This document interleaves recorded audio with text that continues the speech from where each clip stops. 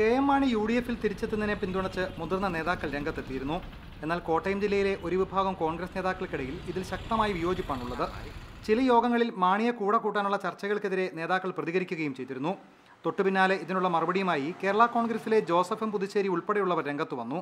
മുന്നണി പ്രവേശനത്തിനായി ആരുടെയും പിന്നാലെ പോയിട്ടില്ലെന്നായിരുന്നു അവരുടെ നിലപാട്. അതേസമയം ഉപതെരഞ്ഞെടുപ്പുകളിൽ മുൻപുണ്ടായിരുന്ന കരാറുകളുടെ നഗ്നമായ ലംഘനം നടത്തിയത് കേരള കോൺഗ്രസ് ആണെന്നാണ് DCC നേതൃത്വത്തിന്റെ ആരോപണം. മുത്തോലിയിലായാലും മൂന്നിലവിലായാലും നിലവിലെ 2 സീറ്റുകളും കോൺഗ്രസ് പാർട്ടി മത്സരിച്ചിരുന്നതാണ്. അവിടെ മുത്തോലിയിൽ കോൺഗ്രസ് പരാജയപ്പെട്ടിരുന്നു. മൂന്നിലവിൽ കോൺഗ്രസ് വിജയിച്ച് സിറ്റിംഗ് മെമ്പർ ഉണ്ടായിരുന്ന വാർഡിലാണ് ഉപതെരഞ്ഞെടുപ്പ് നടന്നത്. അവിടെ ധാരണകൾക്ക് വിരുദ്ധമായിട്ട് സ്ഥാനാർത്ഥികളെ മത്സരിപ്പിച്ചത് കേരള കോൺഗ്രസ് പാർട്ടിയാണ്. ചരൽക്കുന്ന് പ്രഖ്യാപനത്തോടെ UDF വിട്ടെങ്കിലും പ്രാദേശിക തലത്തിൽ കോൺഗ്രസ് കേരള കോൺഗ്രസും ധാരണകൾ തുടർന്നിരുന്നു. ജില്ലയിലെ മൂന്നിലവ് രാമപുരം പഞ്ചായത്തുകളിൽ മാണി വിഭാഗത്തെ ഒഴിവാക്കിയാണ് കോൺഗ്രസിന്റെ മുന്നോട്ട് പോക്ക്. തൊട്ടടുത്ത് നടക്കാനിരിക്കുന്ന ജില്ലാ പഞ്ചായത്ത് പ്രസിഡന്റ് തെരഞ്ഞെടുപ്പിൽ കോൺഗ്രസിനെ പിന്തുണയ്ക്കേണ്ടതില്ലെന്ന നിലപാടാണ് നിലവിൽ കേരള കോൺഗ്രസും ജില്ലാ നേതൃത്വത്തിനുള്ളത്.